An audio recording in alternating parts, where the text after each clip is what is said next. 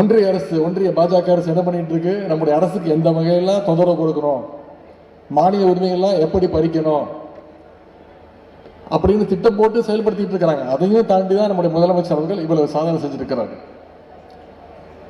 தொடர்ந்து மிரட்டல், உருட்டல்.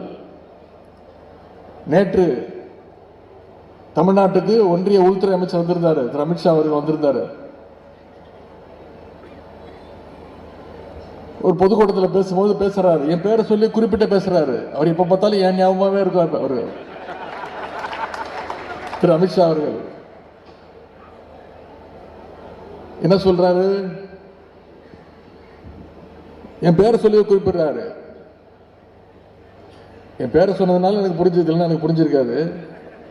எதுக்கு என் பேரை சொல்றாருன்னு கேட்டேன். அப்புறம் சொன்னாங்க, திரு உதயநிதி ஸ்டாலின் அவர்களை நாங்கள் முதலமைச்சராக விட மாட்டோம் அப்படின்னு யாரு? திரு அமித்ஷா அவர்கள் சொல்றாரு. நான் கேட்டேன், இப்போ நீங்க என்ன கூப்பாடு போட்டாலும், என்ன சதித்திட்டம் செஞ்சாலும் தமிழ்நாட்டு மக்கள் எங்களுடைய தலைவரை தான் மீண்டும் முதலமைச்சராக உட்கார வைப்பாங்க, அது உறுதி. நிச்சயம் தமிழ்நாட்டு மக்கள், கழகத்துடைய உடன்பிறப்புகள், பாஜகவுடைய இந்த உருட்டல் மிரட்டலுக்கெல்லாம் பயப்படக்கூடிய ஆட்கள் நாம கிடையாது.